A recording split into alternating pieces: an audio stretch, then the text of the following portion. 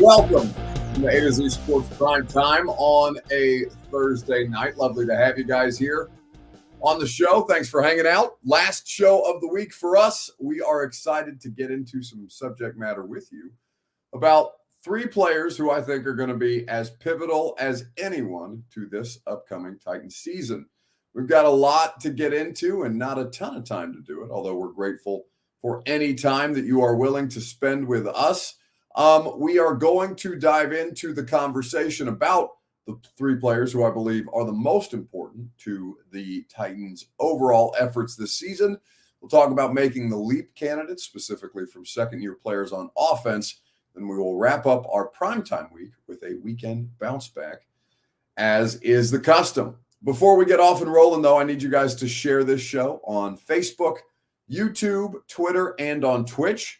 If you're hanging out with us on Twitter, please retweet the show. Bottom right is the part of your screen where you go to retweet it. If you are on Facebook Live, you can share now to public. That, of course, is in the bottom left. If you are on YouTube or Twitch, like the video, subscribe to the channel, do all of the things that you know how to do. And if you've done all of those things already, tell a friend to do the same. And we would be grateful for you that way. Dylan Cole says, Mike sounds a little weird. Well, we'll just have to work our way through that together. But apologies if that's coming off a little different. We're working through some stuff on my end right now. Either way, we're going to have a good show. Happy to have you guys for another episode. And we can go ahead and get this thing rolling. Welcome into A to Z Sports Prime Time from the Superbook Sports Studios. I'm your host, Buck Rising, and I'm proud, as always, to be presented to you by our friends at True Math Fitness in the Gulch. Go to truemathfitness.com for your first workout free as a Middle Tennessee resident. The best workout humanly possible, none ever recycled or repeated at truemathfitness.com. Two Rivers Ford in Mount Juliet. Of course, you go there for award-winning customer service and quality American-made Ford vehicles. Superbook Sports. Download the Superbook app today, and they will match your first bet up to $250 with promo code ATOZ. A2Z is the promo code in the Superbook Sports app. And the Ashton Real Estate Group of RE/MAX Advantage. GaryAshton.com is where you go for your dream address without the stress. Get the intel edge you need to succeed with the Ashton team. So as we kind of look at the season and look at all the different ways that the Titans are going to have to find ways to win, right? We know what their roster situation looks like. I think if you looked at the depth chart, it might surprise you how thin they are at a variety of different positions. We knew that this roster was talent deficient, but I think all over the place, you can find significant holes, whether that be at quarterback, wide receiver, offensive line, defensive line. I think there's a lot of different issues that the Titans had to address, and they've done the best job humanly possible at this point based on their financial situation. But now we have to talk about some of those players already on the roster coming through. We have to talk about the three most important players to this Titans season for them to be a legitimately, a meaningfully competitive football team. Terry Ludlam says, please tell me that we got Derrick Henry this year. Well, I mean, he's on your roster until further notice. Nothing about Derrick Henry is indicated, or nothing around Derrick Henry is indicated anything to the opposite. So, yeah, until Derrick Henry is no longer on your roster, he is still currently a Tennessee Titan.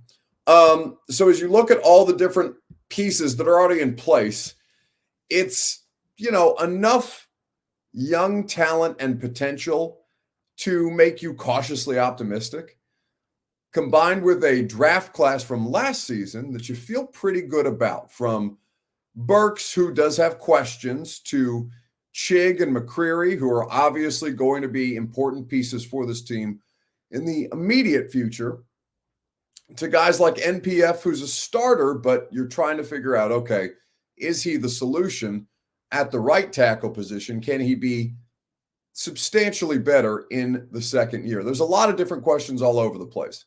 And then, of course, in ways that we haven't really talked about, is the defense going to be as competitive as it has been in the last couple of years when healthy? There's reason to believe that it might be. I don't ever make those assumptions because I think offensive line and defense year over year are the hardest things to try and carry over continuity because of how physical offensive line and specifically defenders, how quickly their bodies grind down, as opposed to, it's almost like running backs, right? It's tough to sustain. So with all that being in mind, you look at the Titans roster and you say, okay, who are the most important pieces for this team to get off the ground this year? And I think that's the place that we're going to start. Who are the three most important players on the Titans roster? Give me your answer on Facebook, YouTube, Twitter, and on Twitch. We'll discuss at length together who are the three most important players on the Titans roster this year. It's your Two Rivers Ford take. As always, it is made possible by the great people at Two Rivers Ford. Go to Two Rivers Ford for the best in the business, for quality American-made Ford vehicles, like the Bronco that you see on there, like the Explorer that I drive. Great financing rates, quality American-made Ford vehicles, and award-winning customer service. All are what await you at Two Rivers Ford in Mount Juliet or online at tworiversford.com. So who are the three most important players on the Titans roster this year? Roy L. Wright goes with the obvious, with the usual suspects, right? Jeff Simmons, Ryan Tannehill, and Derrick Henry. Kenneth Davidson says Henry, Simmons, and Tannehill, kind of obvious. Well, you might think so, but I disagree. I disagree with at least one of those submissions. Honestly, Burks, Tannehill, and Harold, says Big G.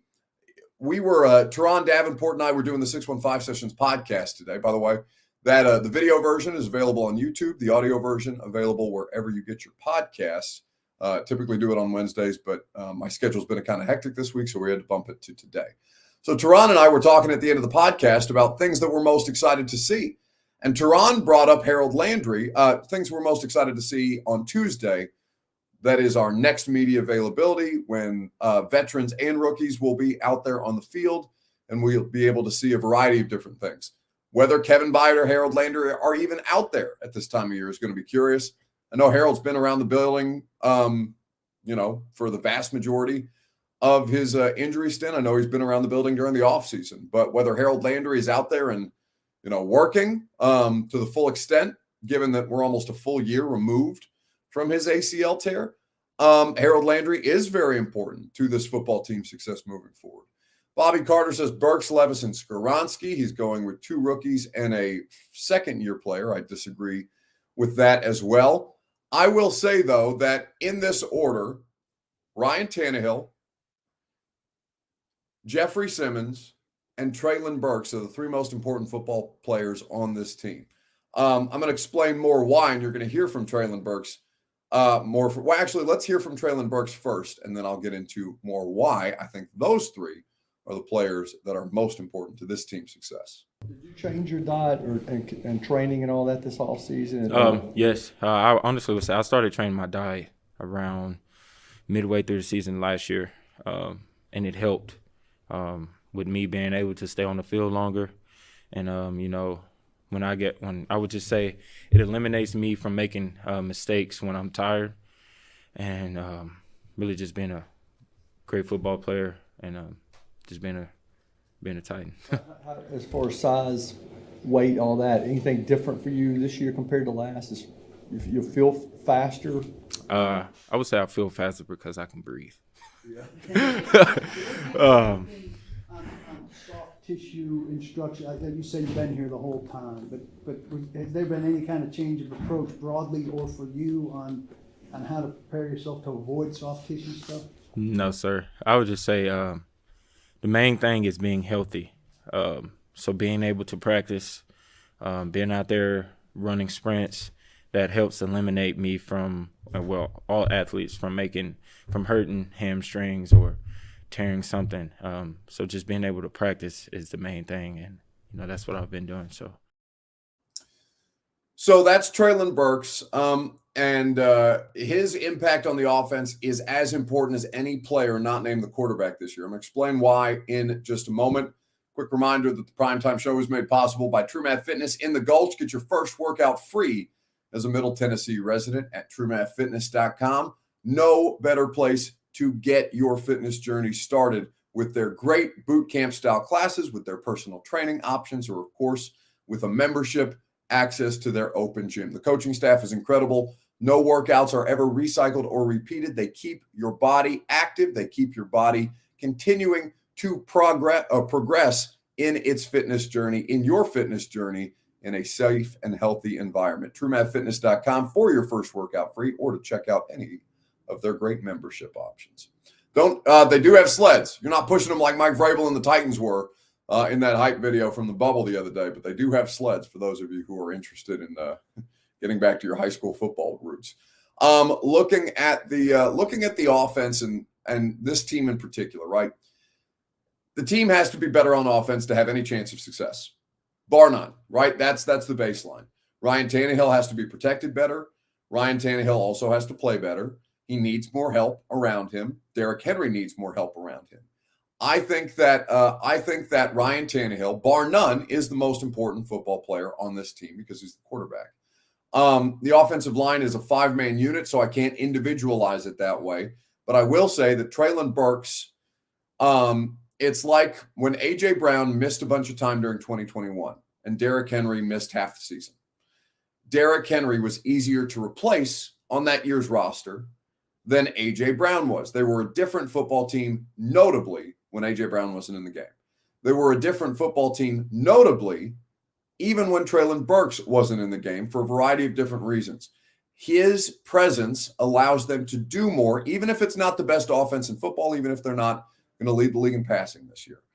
The Tennessee Titans were able to get more done with Treylon Burks as a wide receiving option on the field more often than not, right? It's not just the Green Bay game. You can go back and look at games that they did not win, like Cincinnati, but they obviously had clearly and obviously a top receiving option, allowed other guys to eat underneath. It allowed more room to run for Derrick Henry. The wide receiver, a threat in the passing game that gets an extra player out of the box and allows that running back just a degree of breathing room, is most important at this point. Now, of course, the offensive line plays a critical role in all of this, passing game and rushing attack. We know that they can't get anything done with the way that the offensive line looked last year. They're hoping that the remodel of that particular unit can at least get them to baseline competency, which would be a substantial improvement, because not only were they undermined by injuries, they were undermined by guys like Dennis Staley, who were penalty liabilities, who were just general like aptitude liabilities. Like Dennis Staley could not play. The offensive line struggled collectively, and they were sabotaged on early downs. They were sabotaged on third down. The offensive line is a huge issue.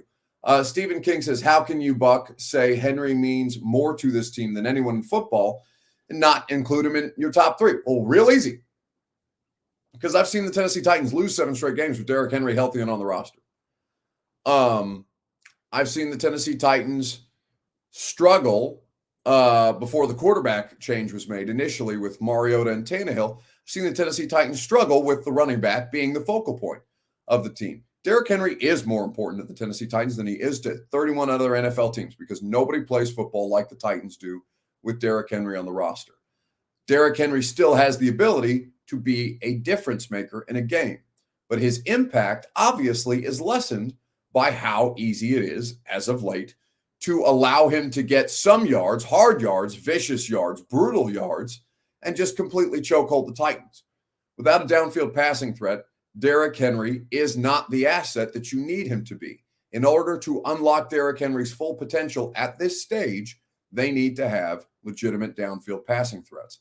And that is exactly what Treylon Burks projects to be. So I can say it very easily, make him make his impact here more impactful than any other NFL team that could acquire him, and say that, yeah, he's not a top 3 most important player on the roster this year, because they can still find ways to win without it.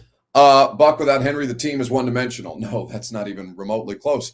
The team is one-dimensional with Derrick in his current state. The most successful version of the Titans is simply being able to keep Derrick Henry out on the field in 2 and 3 tight end sets, but run multiple plays out of those sets, the way that Arthur Smith did to the level that they were able to accomplish what they were able to accomplish in their passing game, in their rushing attack, because even when Derrick Henry was on the field, because of how creative they were and their talent was better at the time, it allowed them to do more where it wasn't a dead giveaway what was happening every time Derrick was out on the field, the way that it is now. It's really Jags got juice says, let's have Tannehill throw 70% of the time and see how that works. No, you're overcorrecting. Why can't you find the median here? You're misunderstanding. I'm not saying that I'm saying that they could lean far more on the quarterback than they do. In fact, I think it's frankly think it's egregious the way that they choose to lean on the quarterback as little as they do, because I do believe he's capable of at least complementary play. They're not a complementary football team. One-dimensional is what they are with Derrick Henry, and they need to get away from being so Derrick Henry dependent. He can still be hugely important and not have these things be completely in a vacuum or go to extremes one way or the other. They have to find ways to be more balanced, and they're not balanced in the last couple of years with the way that they utilize Derrick Henry. Ben Hall says what you're saying is in a vacuum is true, except we drafted as a third down back without an ACL. Well, he's not a third down back. He's a 3-down back. He's not, that's not Dontrell Hilliard. That's not what he was drafted to do. In fact, they don't have that player on the roster right now, unless Hassan Haskins is going to take a market step as a route runner. In fact, Hassan Haskins is probably your third down running back because he's the best pass protector of the running backs on the roster right now. Just because he looks similar in terms of stature, Tajay Spears, to Dontrell Hilliard, that is not, pass catching is not his forte. That is more a Derrick Henry, like what happens after Derrick Henry, life without Derrick Henry pick, than it is a Dontrell Hilliard complimentary pick. Something to keep in mind. So speaking of young offensive skill position players, let's talk about which second-year skill position player is most capable of making the leap. We'll talk about it together on Facebook, YouTube, Twitter, and Twitch. You guys can give me your selection of Chig, Burks, or Kyle Phillips. Which second-year skill position player do you think is most likely to make the leap? We'll talk about it together on Facebook, YouTube, Twitter, and on Twitch right after I remind you that the place that you can go for the Intel Edge you need to succeed is the Ashton Real Estate Group of RE/MAX Advantage. Go to GaryAshton.com and get your dream address without the stress. The Intel Edge you need to succeed can be found with the Ashton team. They will put you in position to succeed, and they will find you the best information on the best properties.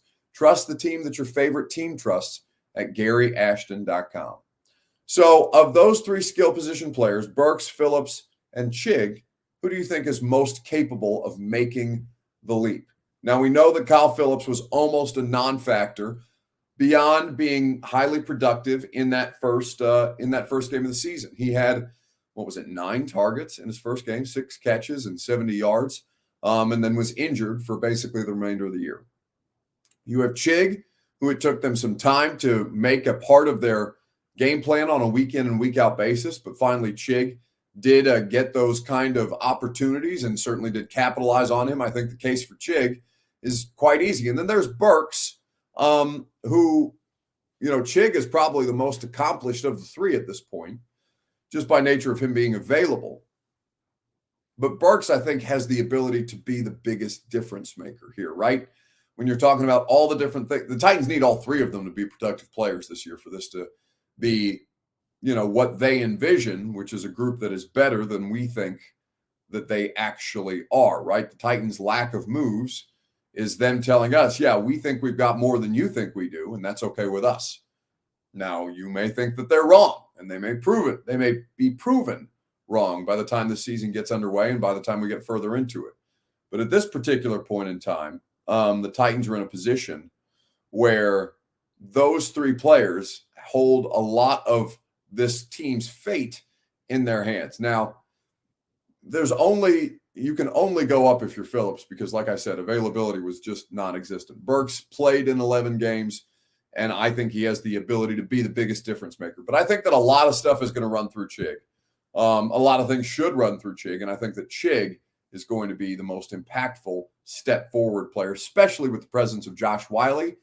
And I'm curious to see how the coaching of Tony Dews, former running backs coach, now tight ends coach, the position that Dews played in college, I'm curious to see what impact that has on the tight end group this year. From what I can see from the clips that I've seen that the Titans posted, he's very good with the ball in his hands. You know, he's a good run after catch guy. He makes guys miss. He plays hard, and he's also really tall and big prospect. So that's also cool as well. What's Tony Dews, working with him for the first time? What's that? How well did you know Tony last year, as far as interaction? And what's it like having him as your coach now? It was just pretty much any interaction I've had with any other coach last year, but this year, yeah, he's my coach now. So, and I would say main thing for him is details. He's very big on the details and very big on trying to bring the best out of me. So I feel like he's gonna be that coach that's gonna be on my back all the time, trying to get the best out of me. So that'll be fun. At the end of last year. So that's Chig talking about Dews and the new tight end Josh Wiley, and then he was asked about taking a step forward in his game. Yeah, I mean, I feel like I've shown last year what I can do. So this year, it's about just coming out the same and just making plays again, just making sure everybody in the offense can trust me with the ball. Just getting smarter, just upping my football intelligence, understanding the big picture of plays, and just things like that. So I'm fascinated to see what happens with Chig in year 2. He's probably my making the leap candidate at this point. But I think all three are really, really good ones. There are no wrong answers here. Let's wrap this show up with a weekend bounce back. Who needs to bounce back most in sports this week? It could be the Celtics, who lost in game 1 to the Heat last night. It could be the Lakers, who need to rebound literally against our generation's version of the round mound of rebound. Even though Jokic isn't really round, he does give off something that does not indicate professional athlete, even though he is 7 foot and unbelievably good at basketball. It could be turn the freaking sound up. Can't hear anyone. Buck, well, I don't have control over the sound of the audio clip, so I can't help you there. And 2, the audio equipment in the press conferences is something that you guys have perpetually complained about. If they're not going to help you out there, I can't help you out there. There's only so much we can do at this point. So who needs to bounce back in sports this week? We'll talk about it together right after I remind you that the Primetime Show is presented by Superbook Sports. Download the Superbook app today and get your first bet matched up to $250 with promo code ATOZ. That's A2Z in the Superbook Sports app, where the best odds boost and promo bets can be found. You can wager on all your favorite major sports at Superbook Sports. So download the app today. Go to superbook.com for terms and conditions. Gambling problem, call the Tennessee Red Line, 1-800-889-9789. So who needs to bounce back most in sports this week? I would say it's the Celtics. I would say that Jaylen Brown spoke to that, and I would say the city of Boston is losing their absolute shit. It's a choice. It's a decision. Just come out and play with a different mentality, and we came out too cool. Like, it was just almost like we was just playing a regular season game. Like, it's the Eastern Conference Finals. Like, come on, we gotta play with more intensity than we did today, and we just gotta be better, including me. So if you're a fan and you hear that of the Celtics, you're sick to your stomach. And I'm sure Boston, and I know Boston is losing its mind right now. But the Celtics got it taken away from them. The Heat were like 8-point underdogs in that game 1. Plus 350 is what you could have got them at.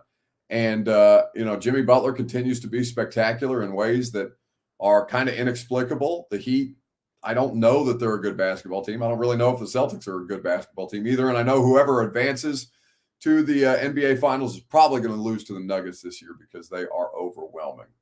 A lot of people saying I need to bounce back because I was without my team today. Yes, I have warned Bert and Lucas about eating food left out in without refrigeration in the break room. I do not know if that was the source of their ailment today, but that is what I am blaming it on, because Lucas came in there demanding that I explain to him why I was too good to eat a 6-hour-old, what did he call it? Muffaletta, I believe is the name of the sandwich. Shame on them. I hope that they are okay. Both of them. Bert is obviously hiding in the shadows this evening on the primetime show. He does not appear to have needed a bathroom break at any point in the last 25 minutes of us doing this show, to the best of my knowledge, nor has he left for a cigarette. So they are both alive. Whether they are well or not, whether they were well before, is an entirely different discussion. But yes, the human garbage can disposal or human garbage disposal act with the two of them, I would think it needs to come to an end quite soon, because there's only so many times you can get away with that without something happening at one end or another.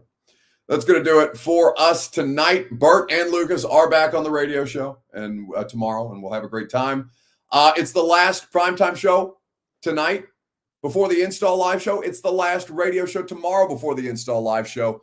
The tickets are almost sold out, and I could not be more happy with the response. I can't be more happy to hang out with you guys on Saturday. If you want to make sure that you get your tickets, do so tonight, do so tomorrow, because they have gone a lot. I mean, frankly, I shouldn't say I'm pleasantly surprised, because I know a lot of people listen to the damn podcast, but I am very, very happy with the amount of tickets that we've been able to sell. I'm going to be very excited to hang out with all of you guys on Saturday night at the Hutton Hotel. So like I said, if you haven't got your tickets yet, get your tickets now at 1045thezone.com. Bert will drop the link in the various chat streams for you guys. We've got a lot of cool stuff planned, a lot of special announcements in the middle of this. We're going to have a lot of different Titans fan groups out there, and you never know who's going to show up. So it'll be a great time. Saturday night, May the 20th.